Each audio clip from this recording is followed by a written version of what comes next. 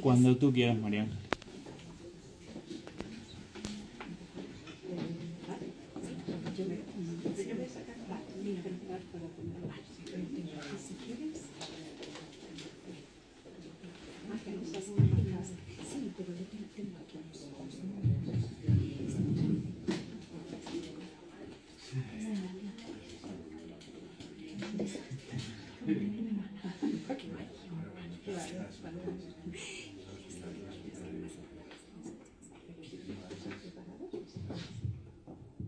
Buenas tardes, muchísimas gracias por estar aquí.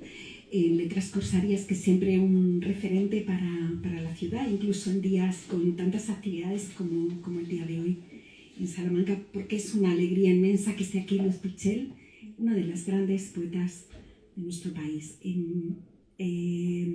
La capacidad para pensarse, pensarnos, lenguajear en varias claves. Y quiero hacer una breve presentación, después iremos conversando un poquito, lo que ella quiera. No hay guión, no puede haberlo para un libro que justamente plantea la noción del límite y sale de cualquiera de los límites. Esta bellísima edición que ha preparado La Uña Rota, damos la enhorabuena a Carlos Roth y a La Uña Rota por el Premio Nacional a la mejor labor editorial 2025, nada menos, y damos la enhorabuena por haber reeditado un libro que estaba descatalogado y que estoy segura de que va a interesar enormemente, no solo a las personas que estáis hoy aquí, os agradecemos tanto, sino a cualquier persona que se acerque a él.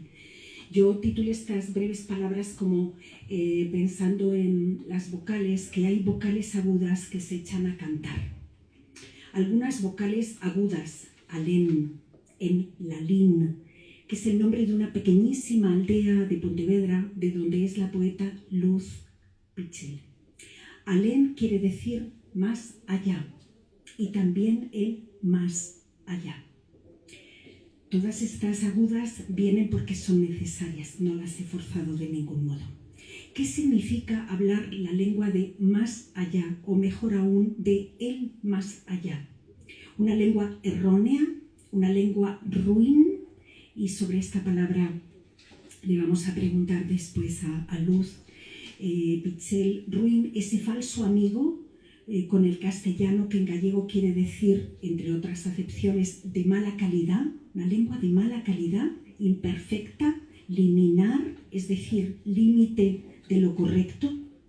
Cuánta sanción, cuánto desprecio esconde el férreo establecimiento de límites para lo correcto. Una anotación de la autora al principio de este libro se pregunta, leo sus palabras, ¿cuántos siglos de desprecio, cuánto desprecio aún puede resistir una lengua, o sea, una mujer, o sea, un hombre? Es casi el comienzo de este libro que queremos festejar, que nos llena la boca, no solo de vocales agudas, pero también. Este libro no viene de limes, no viene de límites, sino de limus, de limo. Parecería que en una sola vocal no puede ocurrir apenas nada, pero no es cierto. El plural de limes es limites, cada uno de los límites del Imperio Romano. De ahí he imaginado que vendría limar, limar como reducir, cercenar, debilitar los límites de algo. ¿Está limando Luz Pichel una lengua? ¿Varias lenguas? No, más bien lo contrario. Está ensanchando territorios porque los atraviesa poéticamente por primera vez. Por eso es una extraordinaria poeta española, una de las grandes poetas españolas. Está ensanchando territorios. Nos sitúa en la cercanía del limo y muy lejos de la lima. El limo, es decir, lodo o cieno, cualquier tipo de sedimento viscoso, el barro junto a las orillas del agua, ríos, lagos, pantanos, es decir, espacio de fertilidad, humedad, terrosidad del origen, capacidad para sostener la vida vegetal, que procede del latín limus, y cuyo origen se vincula con la raíz indoeuropea lei, que viene a significar viscoso, resbaladizo, pegajoso, a la que también se vincula el verbo obliviski, deslizarse de la memoria, olvidar, de cuyo participio oblitus viene nuestro olvidar. Así que me pareció de pronto fundamental percibir esa conexión entre limo y olvido, porque lo que ocurre es un conjunto de operaciones que tienen mucho que ver con la memoria, desde luego, con el tiempo propio y el tiempo de la lengua, el tiempo de las lenguas, el tiempo de las bocas. Entonces este libro extraordinario nos lleva al limo del origen, el deseo de conjurar el olvido y hacerlo de un modo radicalmente afirmativo ante lo más difícil, que sería lo ruin, lo de mala calidad, lo frágil, por ejemplo, lo tierno, lo vulnerable, lo que es palpitación todavía no ósea, casi como la fontanela de los recién nacidos. Por eso este libro es como mínimo 2 libros, seguramente más. Quien lo lea, estoy convencida de que va a encontrar varios libros más, pero al menos 2. Parecería que parafraseamos a Julio Cortázar en el comienzo de Rayuela. La operación es muy distinta, pero sí hay una operación de enorme inteligencia afectiva y lingüística aquí. ¿Por qué 2 libros? O al menos 2, aunque hay más, implícitos, anudados por el temblor y por el asombro. Porque hay 3 lenguas y una prodigiosa operación de lenguajeo. Y aquí, cuando hablamos de lenguajeo, hablamos del seminario Uraka, de sus trabajos que están disponibles online. Escribimos seminario Uraka y vamos a ver muchos de los materiales de trabajo de este grupo que surge en los años 12, 13, ¿verdad, Luz? En el 12.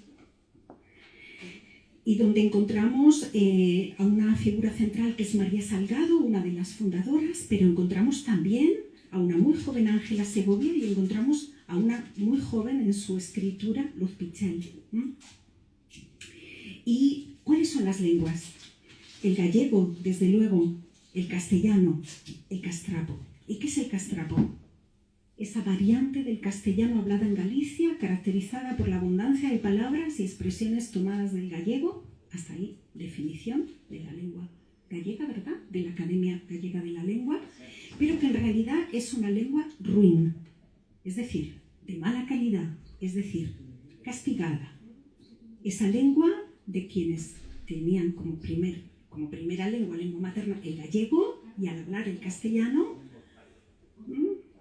eran sancionados, cometían errores. Castrapo como lengua de castigo, castrapo como lo castrado. La autora se planteará estas preguntas, yo solo las escucho y las pongo aquí en voz alta. Lengua de esfuerzo, de amor, de dolor, de sufrir por el hecho mismo de hablar la propia lengua. Lengua menor, lengua de frontera, objeto de caricatura, burla, humillación. Pero el castrapo no acaba ni con el gallego, ni con el castellano, ni con nadie, aunque ha recibido el dolor en los cuerpos que lo han hablado como mala lengua. Y estos 2 libros son, entre otros muchos elementos, el registro de los hematomas de sus cuerpos y del amor de sus cuerpos y de la capacidad de sus cuerpos para lenguajear y alzarse y ser cielo, desde esa mala calidad de la lengua hablada. En realidad, entre las diversas páginas, lo que vive es esa lengua inaudita que llamamos poesía. Eso es lo que ocurre en este libro doble. Por eso es tan valioso. La poesía como ese espacio vivo y vibrante y que a nadie pertenece, que es habla salvaje o fabla salvaje, que se acerca a lo más necesario, a veces lo más pequeño, y huye de los lugares que sancionan y desprecian las lenguas menores. Por ejemplo, una lengua ruin. ¿Cómo empieza esta historia? En 2006, Luz Pichel gana el prestigioso premio Esquío de Poesía con un libro en gallego titulado Casa Pechada, Casa Cerrada. Se publica en Ferrol ese mismo año. Hay que recordar aquí a Julia Uceda y Fernando Bores, claves en el premio Esquío y la difusión de la poesía gallega. Cuando Eva Chinchilla y Jorge Luis Morales le proponen a Luz Pichel traducir ella misma del gallego al castellano Casa Pechada, la respuesta, y publicarlo como una edición bilingüe, la respuesta es no puedo, no sé hacerlo. No puedo decirlo en castellano. Ella nos hablará, ojalá, ahora sí lo vamos a preguntar, de cómo se da llegar al castrapo y sobre todo a una lengua que va más lejos, porque es la propuesta de creación de una lengua que podemos reconocer y sentir y a la vez nos saca de los lugares conocidos lo que ella ha nombrado como una reescritura libre y leal.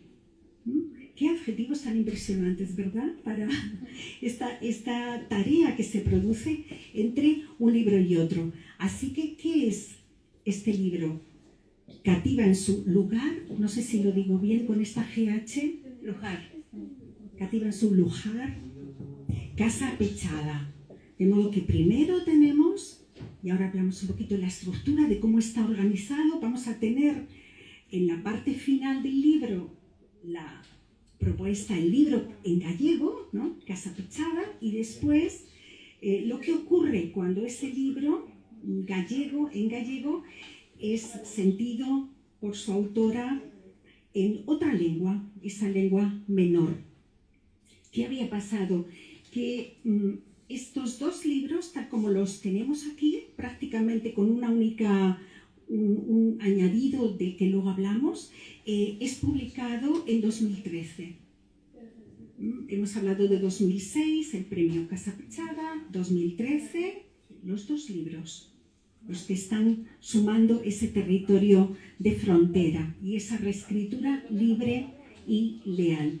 Lo edita la colección Diminutos Salvamentos de Progresele y la edición se agota pronto y este libro queda en ese territorio del mito.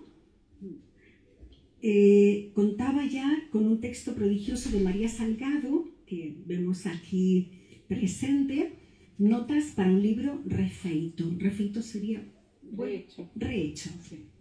Y dice Findólogos sobre o punto, donde estaba una de las preguntas centrales que nos hace este libro y que le vamos a hacer ahora a Luz Pichel. Dice María Salgado: todas las frases van existiendo en la medida en que participan de los juegos de lenguaje con que vamos orientando nuestra comprensión, en una o varias lenguas, en la lengua de otro o en ninguna o en medio de las lenguas, diríamos mejor. Una poeta arteface sus juegos entre todas estas frases. Arteface, pues, vías de entrada y de salida de lo que no está existiendo a lo que podría de feito existir. Entonces, lo que nos vamos a encontrar es un libro doble e increíble, porque cuando escuchamos lo que ocurre entre uno y otro, o sea, podemos leer cada uno de ellos aisladamente, pero también podemos escuchar lo que ocurre, esa vibración que ocurre de uno a otro. Y el conjunto, entonces la cabeza va a volar, creo que vuelan las cabezas, porque lo que percibimos es la potencia enorme cuando una enorme poeta pone en juego toda la creatividad y todo el peso, que a veces es dolor y amor y herida y lo refeito, para esto que Eva Chinchilla ha llamado fiesta de la reedición. Este libro es una fiesta. Es una fiesta porque se reedita desde 2013, se reedita ahora, 2025. Se reedita bellísimamente, y porque decíamos, ¿cómo ha sido esa aventura que ha hecho que la producción, la escritura de Luz Pichel sea diferente, claramente diferente, a partir de este libro? Luego hablaremos un poquito del resto de su obra, pero vamos con esa pregunta, Luz. Las palabras leal y libre, ¿cómo llegas a ellas? ¿Cómo se da este insólito y apasionante proceso de reescritura? Bueno, hay 3 palabras para preguntarte, por favor. Libre, leal y cativa. Cativa en su lugar del título de la reescritura en castrapo. Y bienvenida y gracias. ¿Está encendido? Sí. Bueno, gracias a ti, y gracias, bueno, has hecho un trabajazo de lectura, me encanta cómo lees, y gracias también pues, a todos las que estáis escuchando, a la librería. Es una maravilla esta librería y es una maravilla Salamanca. Cada vez que vengo me he pillado el tren más temprano para tener todo el día para dar vueltas, y tengo una rodilla mala, las vueltas fueron pocas, pero me senté en muchas plazas. Bueno, entonces la pregunta era cativa. Cativa es una palabra muy gallega. Se utiliza sobre todo para referirse a los niños. Las niñas son cativas, cativos, y se puede utilizar cariñosamente, son los cativos, los niños, pero también cativo eran los niños también cuando los niños estorbaban un poco porque eran demasiados y daban mucha guerra. Y entonces ya están por aquí los cativos. El cativo tenía esa connotación de cosa mala, ¿no? Ahí, pesados. Y cativo es también todo aquello que es malo, que es de mala calidad, que es ruin, como una lengua que no sirve. Es una lengua cativa. Pero luego está también el significado de cautiva. También está ahí. Entonces, cautiva también puede ser, pues, desde la niña que está cautiva en el lugar, por ejemplo, o cautiva en el cuerpo de la adulta. Se puede entender de muchas maneras, ¿no? Es una palabra muy polisémica. Y lo otro era la palabra leal. Ser leal, pues en mi escritura yo no diría que es algo que se haga por voluntad propia, sino por instinto o por necesidad biológica. Digamos que tengo que estar allí. Hay un origen, hay una infancia, hay una serie de heridas que te llevan a algo, y tú no es que seas leal, es que no lo puedes evitar, digamos, ¿no?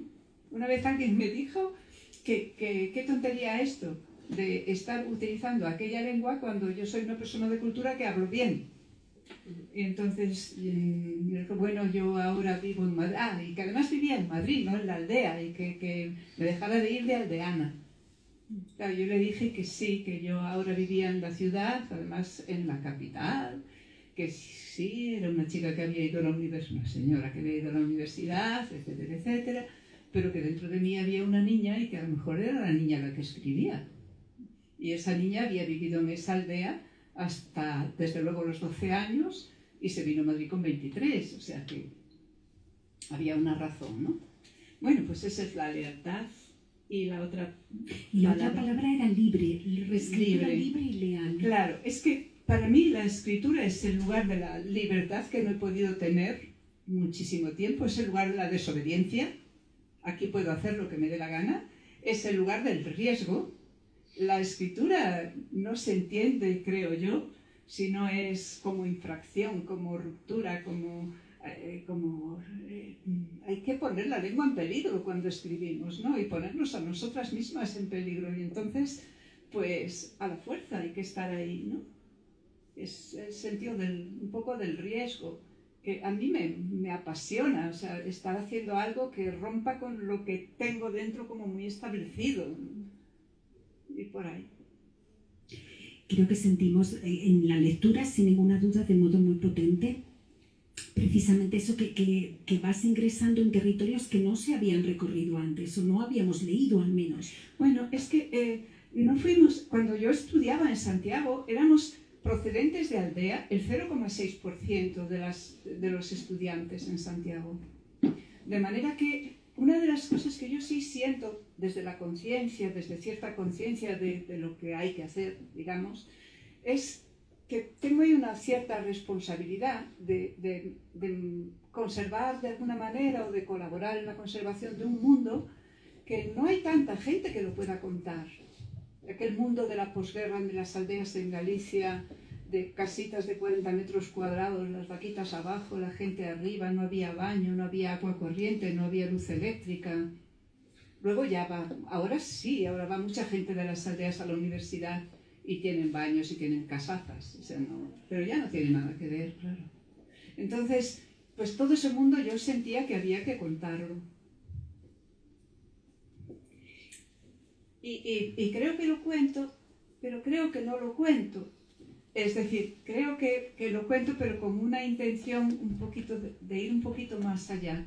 O sea, me parece que es en Cativa, en Cativa, pero en la contra, yo creo, o en las palabras primeras, que hay una frase que yo uso mucho porque dice mucho de cómo es mi intención ahí, que es ser aldea para pertencer ao mundo dignamente, ser de ningures para restaurar o berce, la cuna en que se nació.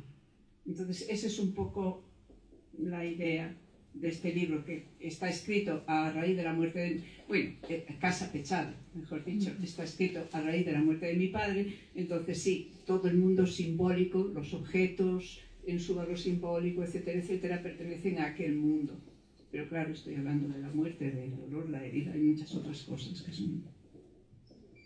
Y además yo pensaba, Casa Pechada sería por pecho, no, sé que no, porque es cerrada, pero pensé de pronto en esas, o sea, como nos invita a escuchar ese temblor que se produce de una parte a otra, porque el libro está planteado de tal manera que hay un índice de poemas y podemos ir viendo cómo los poemas han sido reescritos, han sido repensados y tienen cambios importantísimos. Creo que para cualquier persona, bueno, por supuesto para el ámbito de la poesía, que tiene en el lenguaje su elemento capital, pero pensaba en la traducción, en la misma dinámica de la traducción, porque está jugando con esa idea de ni ser traidor, ni traducir. Realmente es que no es una traducción como tal, sería construir otro mundo que se aproxima mucho al mundo de Casa Pechada, pero donde alguien que lo esté leyendo pensaba, quizá como me ocurrió a mí, será pechada por inscrita en el pecho. O sea, pechada, porque hay un momento en que la escritura siempre se inscribe en la piel, o sea, esa escritura que aparece impresa en los cuerpos, estos cuerpos más vulnerables, la cuestión de ser aldeano, de todo eso, ¿no? Bueno, es que sacas un tema interesantísimo para no sé, cuando tú estás en el cruce de dos lenguas. Yo ahora ya no sé escribir desde una lengua solamente. Si escribo en gallego solo, que puedo escribir solo en gallego, tengo aquí el castellano. Y si escribo en castellano, tengo el gallego aquí. Entonces, siempre hay ahí un cruce. Y muchas veces lo hago aposta, algo que he escrito en primer lugar en gallego, luego lo escribo en castellano y ahí se producen apariciones curiosísimas, ¿no? Como de pechadas a pasaste a pecho, ¿no? Pero, por ejemplo, un ejemplo muy bonito es el que me pasó con la palabra donicela, que en gallego significa, ¿cómo se llama en castellano? Hombre, comadreja. Claro, comadreja creo que también es diminutivo, ¿no? De alguna manera, en su origen. Pues podría ser. Pero yo no lo sentía como diminutivo. En cambio, donicela es evidente que es un diminutivo de dona, señora, ¿no? Entonces es señorita. Entonces cuando yo pienso en castellano, juego con la palabra donicela, me aparece comadrita. Claro, en castellano es el diminutivo. Pero claro, ya una vez que he creado comadrita, entonces puedo aparecer comadrajo, ¿no? Entonces es el juego entre las palabras de una y otra lengua. Y quizás ahí también hay otra cosa muy bonita en relación con cómo me lo pasé yo escribiendo Cativa Surujar, que fue para mí un placer, fue un juego. Y es que cuando escribí Casa Pechada, es un libro escrito a la muerte de mi padre, o sea, desde el dolor, desde mucho dolor además. Mientras que cuando reescribo Cativa Surujar, la estoy haciendo desde el puro placer de la reescritura. Es un placer mucho más lingüístico, yo diría que puramente lingüístico. Habían cambiado cosas y las introduzco. Lo bueno de autotraducirte es que puedes hacer lo que te dé la gana. Entonces, claro, al tomar como modelo un poemita donde yo decía que en Casa Pechada que había que a los niños tenerles siempre guardada una muda limpia por si se morían, es una cosa muy gallega, ¿no?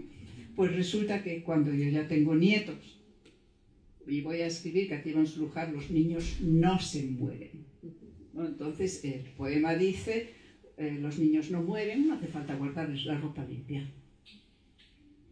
Y eso con muchas otras cosas. Mi vida también cambió, mi manera de mirar también cambió y aparece ahí. Pero sobre todo lo que pasó es que cuando usas una lengua sin norma, porque el castrapo es una lengua sin norma, unos hablan mejor el castellano, otros lo hablan peor, se inventan palabras, etc. Entonces tú puedes empezar a divagar y a inventarte palabras todas las que quieras. Y te permite, claro, los poemas de Casa Pechada son poemas muy centraditos, muy cerrados. Los poemas de Cati Monsaludjar son poemas que se expanden y además aparecen las notas. Las notas a pie, que no son notas ni son a pie, pero que son modos de dar cuenta de eso. Me quedaba pensando también cómo desde quienes estáis en una percepción de más de una lengua en lo que llamamos España, este país que compartimos, a veces se producen propuestas increíbles. Recordaba un libro de Ángel Erro, el poeta navarro, que titula Itzulpena, traducción de 2024, donde está a la izquierda el poema en castellano y a la derecha el poema en vasco. Claro, quienes no hablamos vasco, quienes no lo manejamos, pues tenemos dificultad para percibir qué está ocurriendo, pero pero los hablantes de ambas lenguas han disfrutado enormemente con ese libro que ha tenido gran importancia, porque si vemos simplemente un poema nada en castellano, el de Itzulpena traducción, que son 4 versos, y a la derecha en vasco 44 versos. Entonces ahí lo que estaba haciendo él era precisamente en ese espacio de alguien que maneja las dos lenguas, que vive en las dos lenguas, que escribe en las dos lenguas, dar cuenta. Y en tu caso quizá lo extraordinario, me parece a mí, es precisamente que haber entrado, o sea, haber llevado el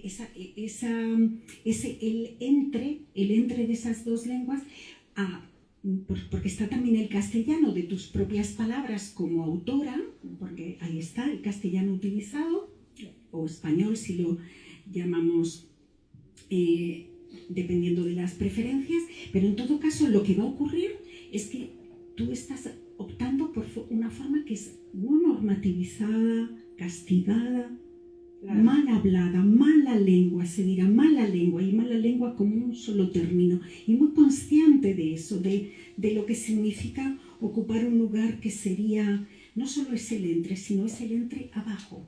Claro, es un lugar siempre jerárquicamente marcado en negativo. Es que ya mis primeros libros están escritos en castellano, pero si te fijas es un castellano muy pobre. Siempre he buscado irme allá, ¿no? El artista plástico puede coger cualquier cosa, un hierro, un resto de algo y hacer una pieza. Y en cambio con la poesía siempre tenemos que irnos a la lengua elevada, a la lengua alta. Y para mí la lengua siempre estuvo relacionada con un concepto de clase, y de clase muy humilde. Entonces el concepto de lengua alta me encanta leerlo en Garcilaso de la Vega, Quevedo, Góngora, pero para mí no. Entonces, claro, porque es como una traición a mi gente, como una traición a los míos, y tengo que estar con ellos. Entonces, pues eso, las lenguas hablan por el hecho de aparecer, y en cuanto usas una palabra estás diciendo quién eres. Y yo fui niña muy consciente de tener una lengua, cosa que yo creo que los niños normalmente no tienen. Ellos hablan y punto, ¿no? Pero no son conscientes, yo estoy usando una lengua, hablan. Pero cuando esa lengua te duele, porque te han hecho que te doliera, entonces tú descubres que tú tienes una lengua. Hasta entonces la habías usado y punto, pero a partir de ahí sabes que tienes una lengua y eso te marca. Y pues claro. Claro, ese verso que en un poema, las lenguas no tienen la culpa del mal que se les hace a los niños con ellas. Exactamente. ¿No? Que sí, no, pero esa frase la escribí perdonándole la vida a la normativización del gallego, que de nuevo venía a decirnos, hace falta una lengua buena en gallego, porque vosotros habláis un gallego bruto, malo, cantarín. Como si cantar fuera malo, ¿no? Entonces, pues me molesta. Pero por otro lado, hacía falta una norma para el gallego, para la comunicación por escrito y tal, que si yo no estoy en contra, lo que estoy en contra es de que se considera que la norma es lo bueno, cuando además, vaya por Dios, y lo que habla la gente es mal, ¿no? No, pues yo... Es que además me pasaba, o sea, es que eso no lo hemos contado bien, pero cuando no lo he contado yo, perdón. No lo hemos contado bien. Pero cuando... Ay, ¿qué iba a decir? Ah, sí, la traducción. La traducción. Lo comentaste tú, que yo ¿Qué más cogía traducción? los poemas de Casa Pechada y los ponía en la lengua de cultura que para mí era el castellano y eso no funcionaba en absoluto. O sea, no, la palabra arado para mí en castellano no significa nada. Entonces me fui al castellano mío de mi infancia, al castellano de mi padre, al de la niña que está aquí, ¿no? Y ahí sí, claro, porque era la misma lengua, o la lengua de la misma gente, mejor dicho, ¿no? Y entonces ahí sí se podía traducir. No es tan fácil traducir de una lengua a otra, y más cuando son lenguas muy próximas, porque la traducción era muy sencilla de hacer. Pero el mundo no quedaba traducido. Yo creo que además, no sé si nos quieres leer alguno de los textos. Bueno, yo tenía aquí anotado en ese esa vibración que sentimos, hay tantos, bueno, hubiera señalado tantos poemas que le dije a Luz, me habría llevado todos pidiéndotelos para leer, pero hay un momento cuando nos preguntamos qué le ocurre a un protector de pantalla y las patatas. Hay un poema titulado Letrero para poner de fondo de pantalla cuando me canse del que tengo puesto. Está el título con su título en gallego en la página 208, pero luego en Cativa en su lugar, ¿qué ocurre? Que la parte gallega solamente tenía una estrofa y además el título es bastante más largo que el poema. Bastante más largo, es una estrofa muy breve, es la página 208. Y luego en Cativa, sin embargo, se van a producir numerosos cambios. Crecen las patatas, yo me las imaginé, o sea, son dos estrofas, es como si a las patatas les hubieran ido saliendo esos brotes blancos, esas raíces, esos brotes tuberculosos, como los llaman. Entonces, no sé si nos lo quieres leer. Sí, son la 208 de Casa y 113 de Cativa. Porque además, ¿qué va a ocurrir? Que en un momento determinado, la parte de Cativa en su lugar, no solamente es que crezca o se pregunte o escriba de otra forma, sino que hay algunos términos para los que la autora necesita hacer llamadas de atención, que ni son notas ni son a pie de página, pero sí son señales en el texto. Pequeños triángulos negros con los que está remitiendo a otra parte de la página que con la misma letra, el mismo tamaño de letra, sin ser más pequeño, es decir, inferior, da cuenta de lo que ha pasado en Cativa, que no estaba en Casa Pechada. No sé si nos quieres leer y contar o leer lo que tú quieras porque necesitamos escuchar. Bueno, pues este dice así: letreiro para poñer de fondo de pantalla cando me canse do que teño posto, en gallego busco a beleza na forma da pataca, irregulares. Y en castrapo, o sea, en castellano ruin, dice: letrero para poner de fondo de pantalla cuando me canse del que tengo puesto. Ando a buscar belleza en la forma deforme de la patata. Ando a buscar belleza en la lengua cativa de la patata. Y lo impresionante es que no solamente es la forma deforme de la patata, sino que la patata habla una lengua cativa. Entonces decimos, bueno, ¿cómo van a hablar las patatas? ¿Y cuál sería la lengua de las patatas? Pues sería una lengua cautiva también, una lengua ruin, una lengua empobrecida, una lengua desprestigiada, ¿no? Y entonces cobra como un sentido totalmente que está en la parte gallega, pero además se multiplica. Hay dos palabras en mi poesía que se repiten muchísimo y son patata y gallina. Gallina es ¿cómo se llamaba? El cisne, ¿no? Pues ahora no hay cisne, hay gallina. Y la patata, pues es que no, es que la patata nos dio de comer en la posguerra, es que se podía comer solo patatas y no pasaba nada, comías, en las ciudades no había patatas. Entonces, pues siempre nos han protegido, ¿no? Y es algo sagrado para mí. Luego hay otro poema que es el de la cesta, ese no lo tendrás señalado. No, pero lo buscamos rápido. Porque el de la cesta también... Impresionante. Porque es otro que se multiplica, pero todos ellos.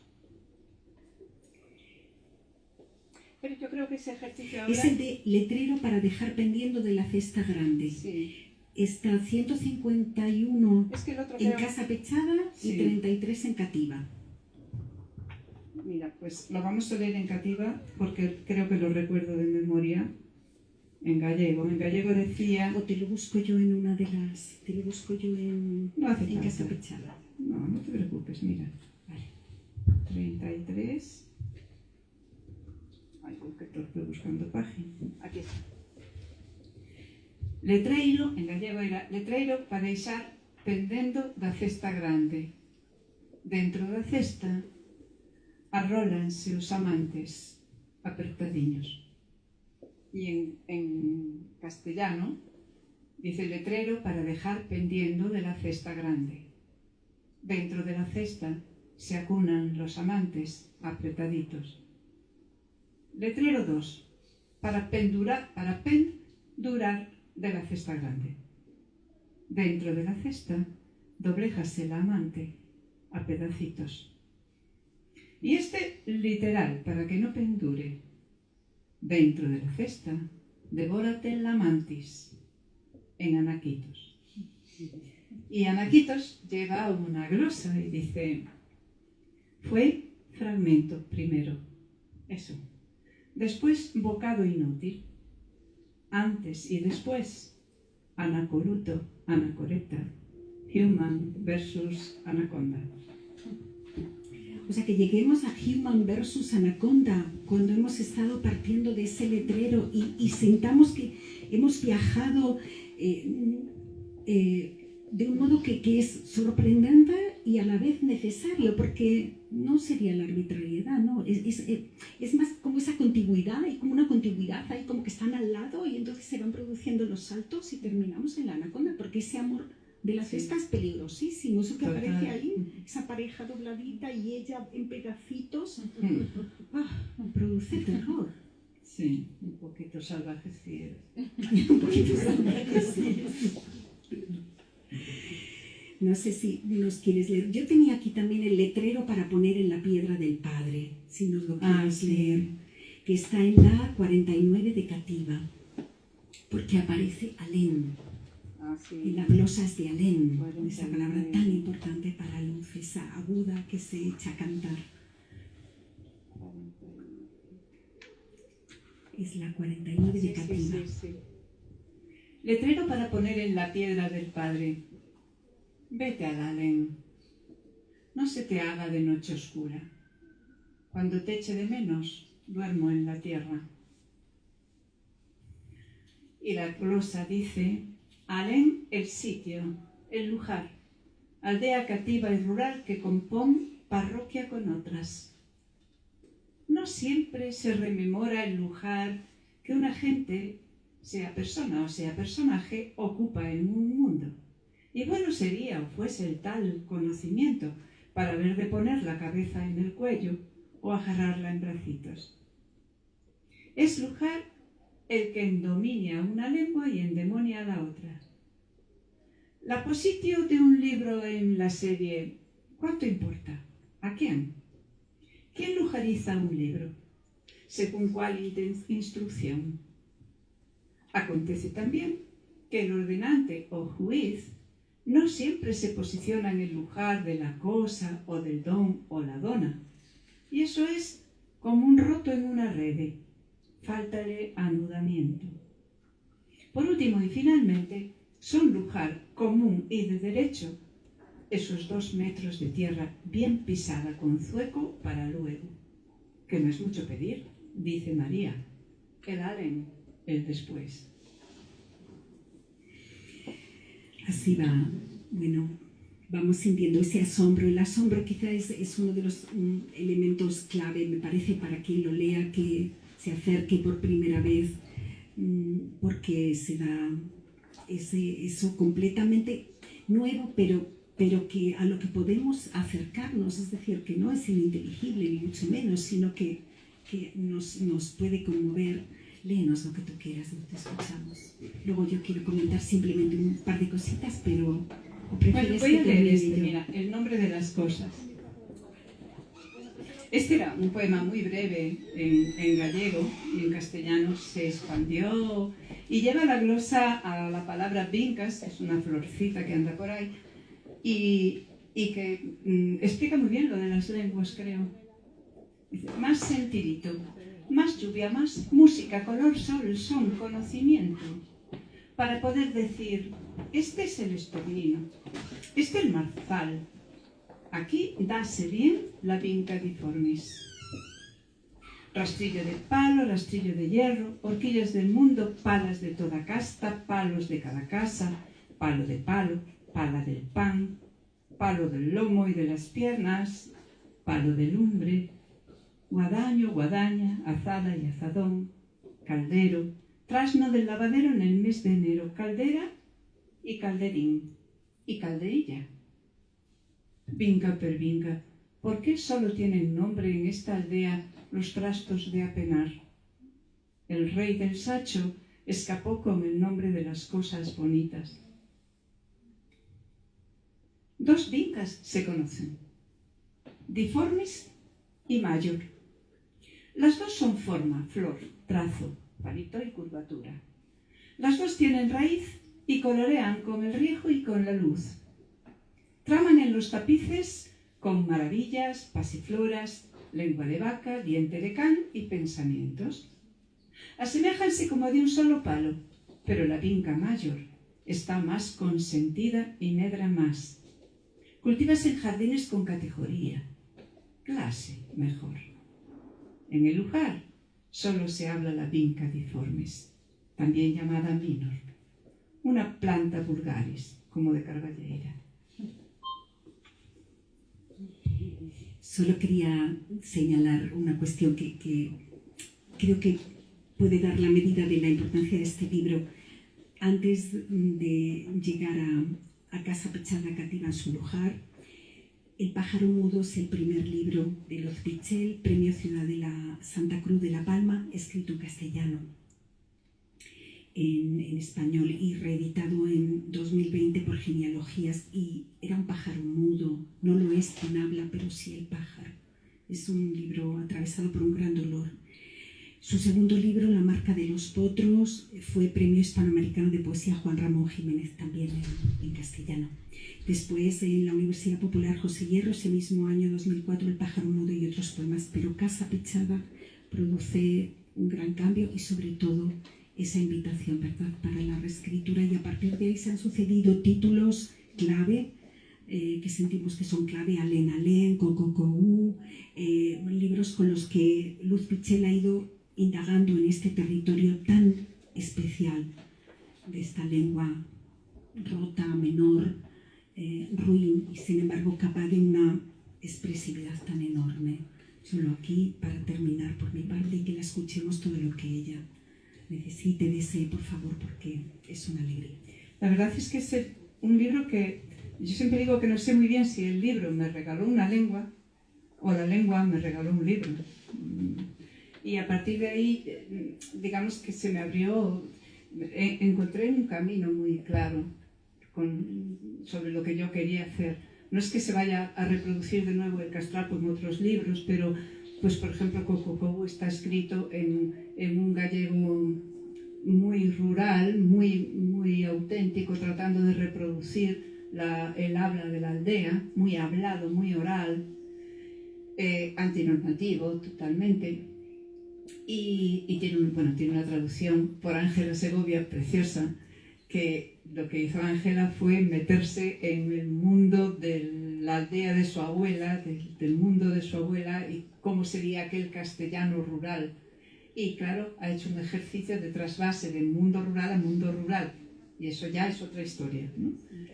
Y bueno, y luego pues en Alén Alén lo llevé al terreno de las, no sé, de la gramática, de cómo se puede, o sea, hay algo que en un momento en que se dice que os queda escondido en los, ¿no? Os es en gallego lo que en castellano es los. Entonces va un poco por ahí, ¿no? Es un libro también muy de titubeo, muy de tartamudez, pero también se juega mucho con la morfología y cómo se funden las dos lenguas. Estamos en la misma frontera lingüística, digamos, ¿vale? Pero bueno, pues vamos a leer un poquito más, ¿no?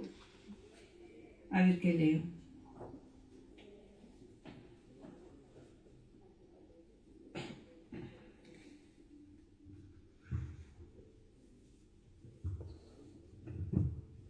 Ay. Quéjase del dolor en las manos. Con la mano derecha cuenta los años que tiene. Con la mano izquierda acaba de contar los años que tiene. Finge que habla con el padre. Hace que se queja de su mano dolorida. Con la mano derecha agarra un caldero lleno de agua. Con la mano izquierda agarra un caldero lleno de agua. Con la mano derecha arranca la hierba que ahoga el maíz y no da nada. Con la mano izquierda arranca la hierba que ahoga el maíz y no da nada. Con la mano derecha acaricia a un gato, dale de comer. Con la mano izquierda acaricia al gato, dale de comer. El animal escapa con la barriga llena. Vuelve al río con los calderos, uno en cada mano. Con la mano derecha empuja la luna del río para que entre en el caldero. Con la mano izquierda empuja la luna del río para que entre en el caldero. Desespérase algo, poco. Duélenle las manos, pero no dice nada, dice perdón. Hace como está mandado. Caldero. Caleta el agua. La comida del porco pig. Asa la castaña. Asea el neno. Recoge los orgánicos. Caldero tiene aro y pesa. Duele. Mira qué dibujito tengo aquí en la palma, dice Cativa. Rediola si duele. Y destapa la mano. Sonríe.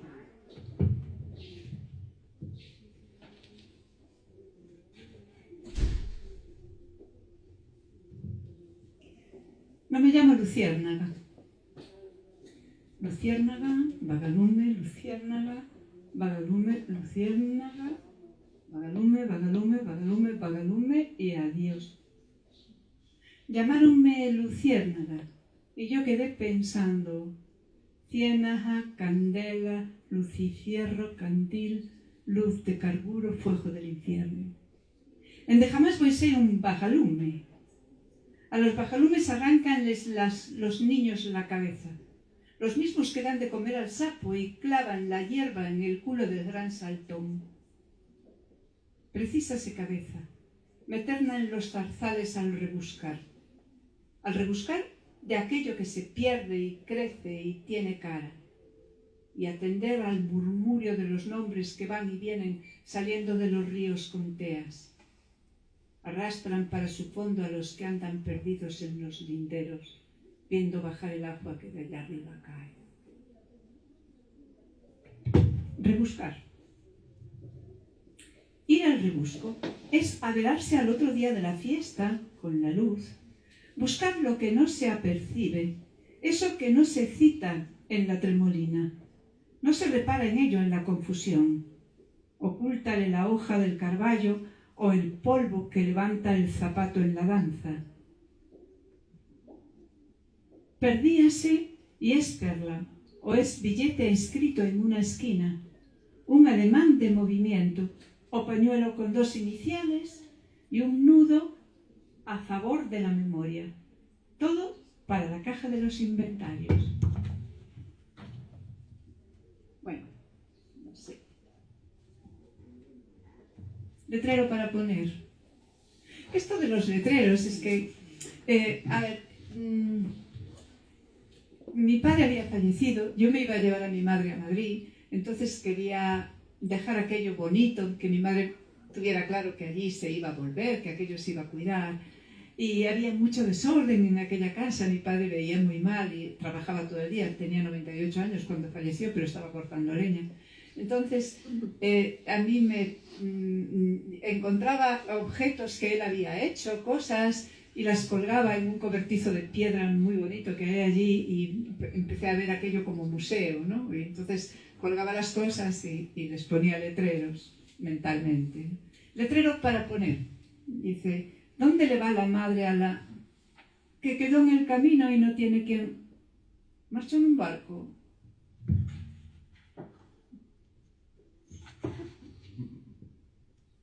Pedazos de cosas viejas. Tropiezo con un trozo de un arado de madera. Doy con una jade que fue tronzada por el medio. Una romana que arrancaron de los ganchos. El mango de la pala del pan sin pala. El cajón de las ferramientas de cantero sin ferramientas dentro. El retrato de la familia sin la mamá dentro. La luna, y aún parece llena, pero fáltale algo.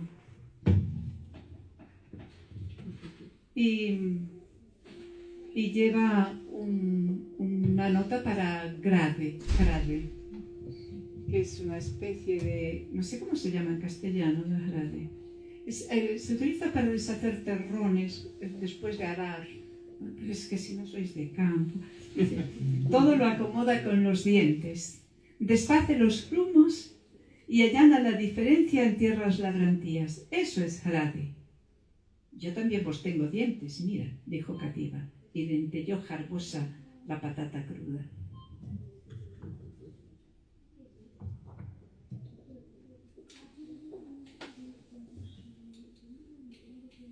Letrero, hacer un avión con él, botar, volar. Me voy cuando empiece el rebullicio de los pájaros. A la noche ya dejamos las maletas hechas.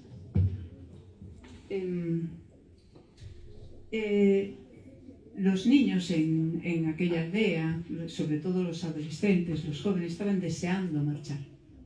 No es un libro que idealice en absoluto el pasado, es un libro que en todo caso habla de un mundo así, en que un joven está deseando salir de allí, encontrar un mundo mejor, vivir de otra manera. Un hermano mío se fue con 15 años a trabajar a San Sebastián de peón de albañil. La mañana es bonita.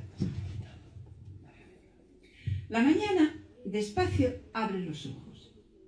Abre despacio. Mira de monte a río lo que pasa y duele el sentido con la luz. Porque es de córnea seca, por eso, de reseco fanal. La mañana abre los brazos de a poquito y palabrea. Venid vos al rebusco los que fuisteis menos. Hubo aquí romería, este es el campo, estirad el cuerpo, bailad de parejito como bubelas. Pues no es nada de eso. La mañana es la amante, la que albora, la que rompiente, la que albedría, la que fatal, la que avista a su hombre desde la boca de la cueva y calza chanclos, camisa limpia, chambra bermeja, tronza con los dientes unos tojos. Mientras llega y no llega, saca los naipes. Y hay una nota para bubelas. Bubelas son las abubillas. Pero la palabra en gallego a mí me parece que es muy bonita, muy sonora. Bueno, también lo es en castellano, ¿no? Las bubelas de a dos muévense a la de una. Juntas abren el ala, cresta gemela, pareado acorde con la paisaje. La trampa está en el pico y en la entraña. La sed, el hambre de ellas, la muerte de ellas o su pasión las diferencian. Así, un libro y un libro. Delante y detrás del volandero figura el bucanero, el reparto justo de la moneda, la brújula dando al norte, y bruja la de volar. Buscanero, sin embargo, no. Bucanero, sin embargo, escribió fatal. Bucanero, sin embargo, bubela no te es. Pero fíjate, de bucanero fuiste a buscaneno. Sí, bueno, es lo que decíamos, ¿no? Sí. Ahí pasó, ¿verdad? A lo mejor Sí. tu inconsciente Como estuvo lo de techo y resolviendo. techada o lo de... Sí. Es que de verdad que es muy lindo lo de trabajar entre lenguas, es una cosa, es muy divertido, se lo pasa una muy bien. Y las imaginaciones, bueno, porque el libro tiene varias cuestiones para destacar. Los letreros, desde luego, los títulos prodigiosos, algunos son, hemos visto, larguísimos, pero esa imaginación, yo no sé si nos querrías leer, a mí me entusiasman las imaginaciones, esa mujer imaginando, Sí. tenía por aquí... Imaginaciones de la mujer. Exacto, la que airea. La que airea la lana. La que airea la lana, ahí está, 88. Porque sobre todo, no lo que dice el poema, sino a dónde nos lleva, qué nos hace sentir, ¿no? Que es lo extraordinario con la poesía, con tu obra. Imaginaciones de la mujer que airea la lana, la limpia de espinas, desenreda, desanuda, abre, aligera, esponja, prepara para la rueca debajo del cerezo y habla sola. No te es fácil cantar canciones tristes para estar contigo y esperar que se vaya el humo de ese bar donde siempre quedamos que vendrías. Tendrías que poner conmigo a jugar a la rayuela o a las tabas, igual que cuando éramos dos nenos que brincaban en la era hasta acabar muriendo de timidez y de hambre. En las tablas de este suelo pienso que tienen hechos los gusanos tantos agujeros como estrellitas hay en el cielo ahora mismo. Mira, yo tengoles medidas las cinturas con los ojos a todos los gusanos que se esconden del frío cada uno en su agujero. Y ahora que llegaste, y bien se ve que tu camisa es cara y de buen corte y hasta abrija, hízoseme triste que no vieras a ese neno llorando al pie del fuego. Háceseme triste cuando te agarro la mano y no huele a humo, ni tiene las uñas negras.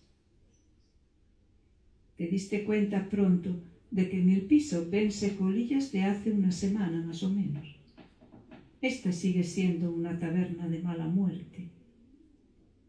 Dicen los de siempre que se consume aquí muchísimo café a las tardecitas, que viene a dormir la siesta aquí mucha mujer señera. Yo sé que eso es bien cierto, porque lo tengo visto con estos ojos, estos que escrutaban la bolsa del cartero como parvos.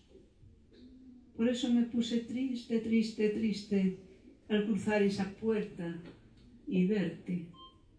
Demasiado señor, mucho señor de más, para seguir en los vientos como siempre zoando por ti, ahora que llegaste a la aldea esta tarde, metido en ese coche tan flamante, cariño. Y esa ironía de pronto, ¿verdad? Ese cariño. Éramos esa forma de que es uno de los galleguismos, esa acentuación del imperfecto, ¿verdad? Y tiene una glosa, dice, un acento ruin, una falta, una curva de más, esa caída. Pero aún seremos por tiempo cosechadores del cereal, fabricadores de embarcaciones con nombres propios, Loaira, Maré, Marola, Fenda, Murusha, Marusía, Palafurna, Pataca. El acento pone la resistencia, pero anda precisado de un respeto. Por enriba del pan, aceite bueno, eso que lo difiere, lo que quita el frío, el son. Quizás una última cuestión, ¿te parece? Sí, cerramos.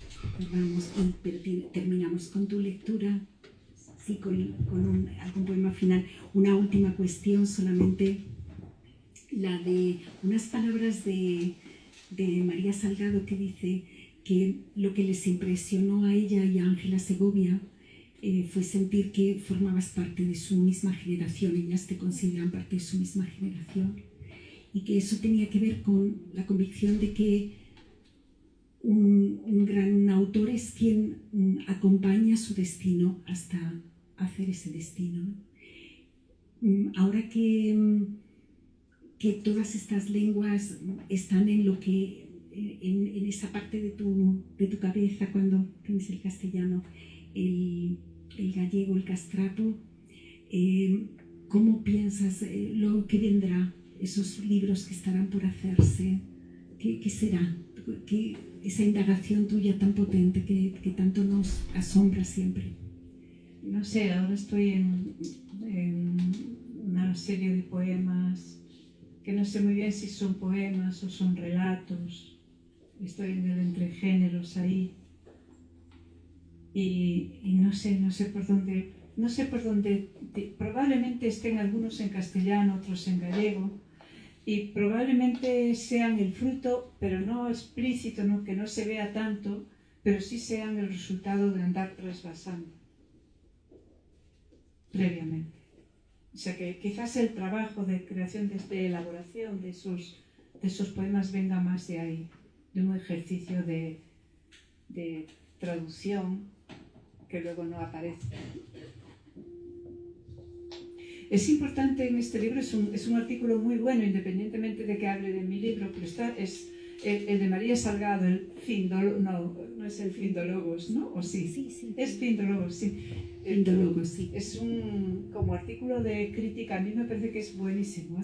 Hay muchos reyes en el libro, apareció uno antes, el rey de la patata, ¿era? Sí. Bueno, pero hay reyes buenos, reyes malos. Hace un trabajo sobre los reyes en la literatura, bueno, una cosa preciosa, muy bonita.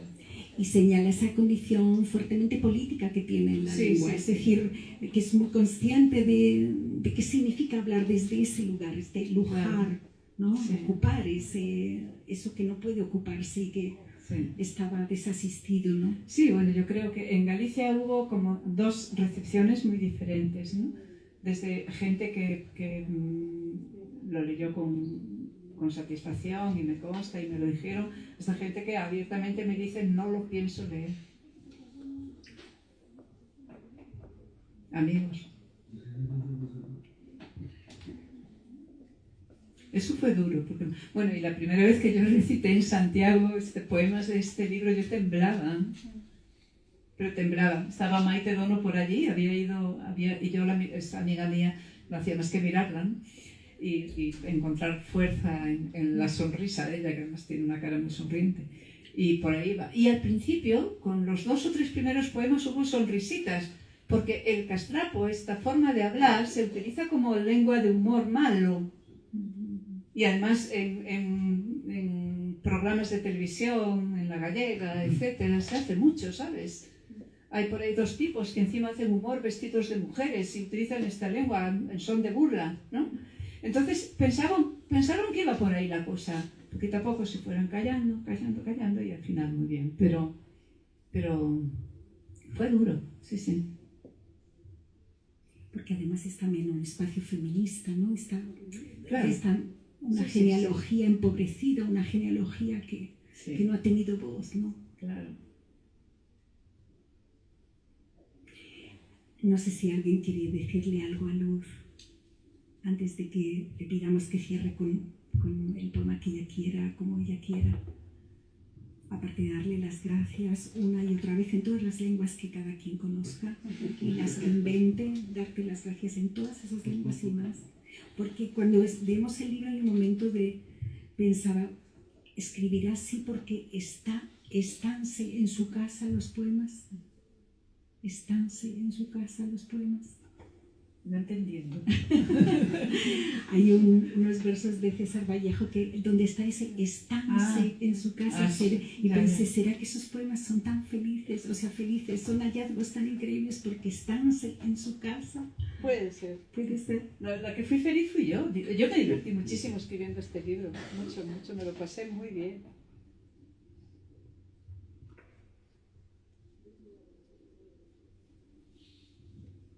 Es que estaba pensando en cuál leía para terminar. ¿Alguien quiere comentar algo? Comentar algún aspecto, decir algo?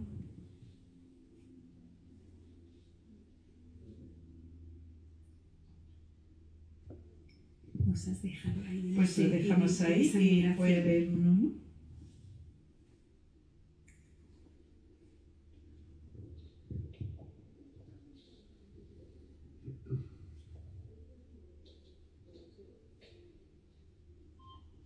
lo que se ve mirando. Miro a ver qué se ve por el postigo de la puerta de las marionetas. A ver qué se escucha.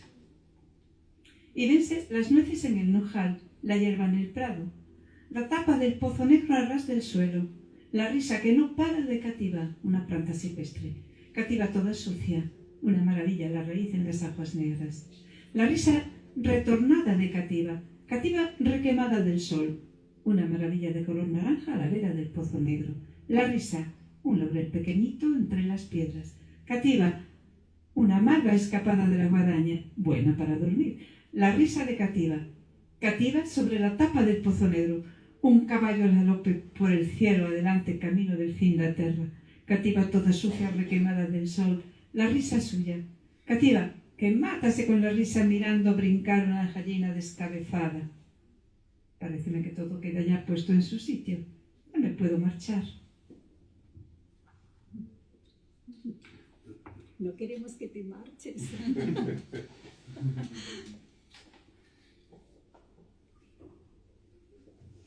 Pues ya está. Bueno, para todos vosotros. Letrero para les bordar a mis hijas y a mis nietos y a todos mis amigos en la camiseta. La tierra donde dormides guarda el calor.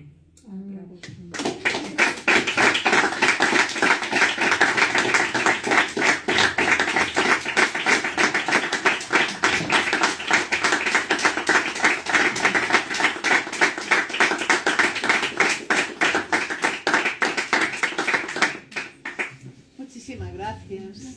Ha sido un placer. Gracias, Guido. A ti. Seguro que alguien la quiere abrazar, le quiere pedir que firme algún libro. Por favor, hay que hacerlo, de verdad.